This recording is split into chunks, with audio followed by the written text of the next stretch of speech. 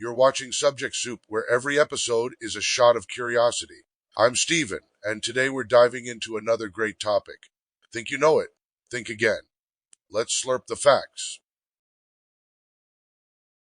People picture superpowers as flags, missiles, and giant speeches. Real power comes from energy, industry, food, technology, and the ability to defend trade routes over long periods of strain. A Canada-U.S. superpower would not mean one merged country. It would mean a continental bloc combining wealth, resources, factories, military reach, and secure geography into one powerful system. Together, Canada and the United States hold an enormous economic base. America brings unmatched scale, while Canada adds Arctic reach, minerals, energy, food, and a stable partner right next door. Geography still shapes power.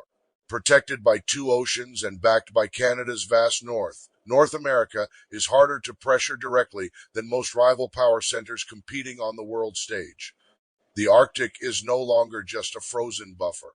It is becoming a strategic front where radar, shipping routes, surveillance, and early warning systems could shape North American defense for years ahead. Canada's northern territory gives the continent depth. It stretches the warning zone, expands Arctic access, and turns defense planning from simple border protection into broader continental security. Energy is where this alliance starts to look serious. Factories, data centers, transport systems, and military forces all depend on reliable power, and North America holds more of it than most rivals. Canada already supplies much of the crude oil imported by the United States. That link makes the continent less vulnerable to outside shocks and gives both countries a stronger industrial foundation.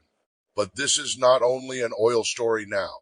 Electricity, uranium, nuclear expertise, grid resilience, and new energy investment are widening the partnership into a broader security and industrial platform.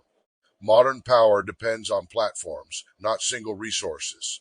A continent that can fuel vehicles, power AI, support industry, and stabilize its grid gains an advantage that can survive major global shocks. Critical minerals make this story bigger. Batteries, missiles, chips, grids, and advanced weapons all need secure supplies, and Canada gives North America many of the materials it wants most this era. When mining, processing, and manufacturing stay inside trusted borders, supply chains become harder to disrupt. That matters in a world shaped by sanctions, conflict, and fierce strategic competition. Canada's minerals alone do not create superpower status. Their value appears when they supply North American factories, defense programs, energy systems, and high-tech industries at continental scale. Manufacturing decides whether resources become real power. Oil, metals, and minerals mean little unless they become vehicles, machines, electronics, weapons, and export goods rivals cannot match here. North America already builds together. Parts cross borders again and again, linking mines, railways, factories, ports, and assembly plants into one system that grows stronger through cooperation here. That system is powerful, but never automatic.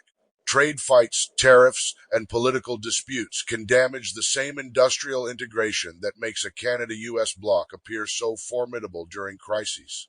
Food security is another hidden strength. The superpower lasts longer when it can feed itself, support allies, and handle shocks in global grain, fertilizer, livestock, and oilseed markets without panic. Canada and the United States both produce huge amounts of food. Together they form a dense farm system built on cropland, processing plants, cold logistics, fertilizer inputs, and giant markets today. That matters because wars and crises do not only test armies.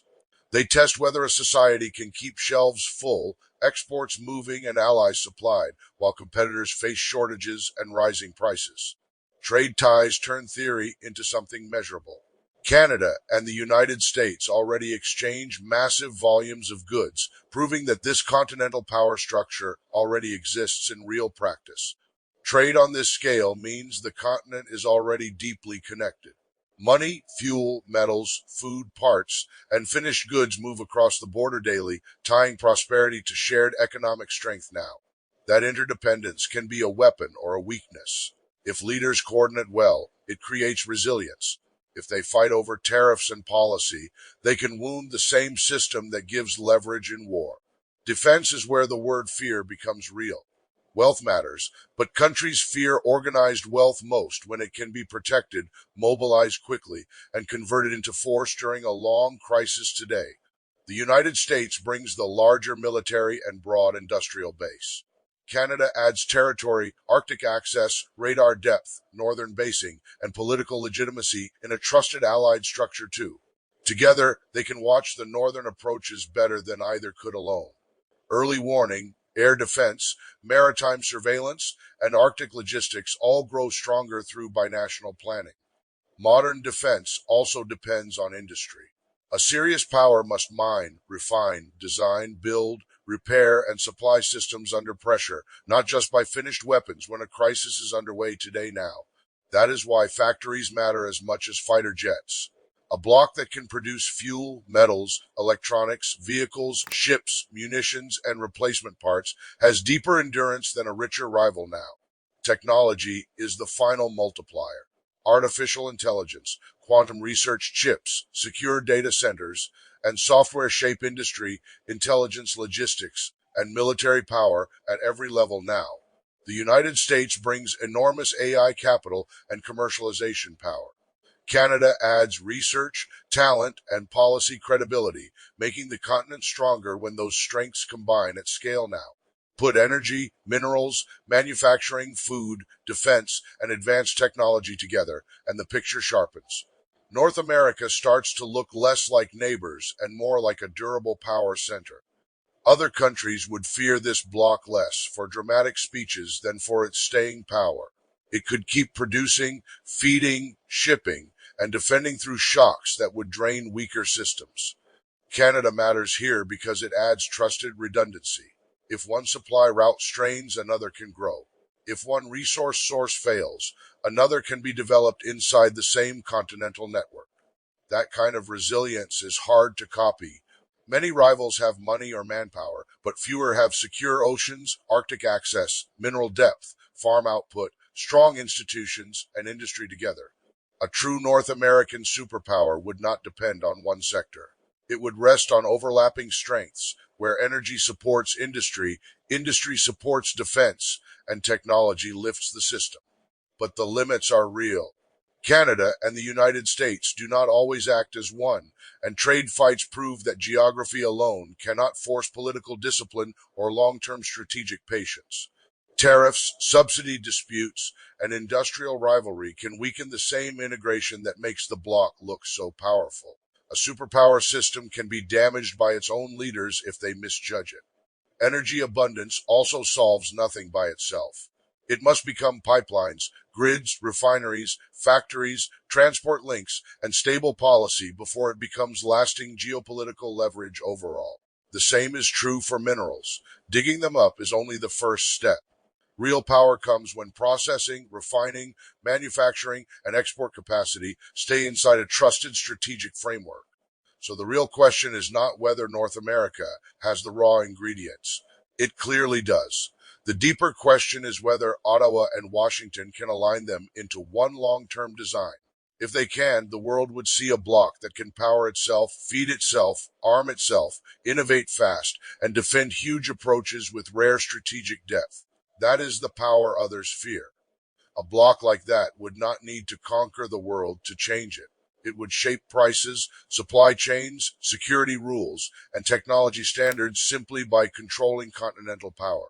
It would still face limits, especially politics, public opinion, and economic friction. But even with those limits, the combined weight of Canada and America could shift the global balance fast. That is why this idea matters. It is not fantasy built on maps and slogans. It is a practical question about whether two neighboring powers can turn shared advantages into lasting influence. If that happens, rivals would not just fear North American weapons. They would fear a continent with the resources, industry, and stability to outlast crises while others struggle to keep up. In the end, the new superpower may not be a single nation at all.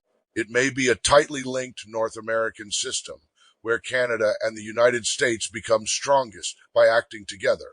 If that left you hungry for more, you know what to do. Hit subscribe and slurp the next story. I'm Steven. This is Subject Soup, and the facts are always simmering.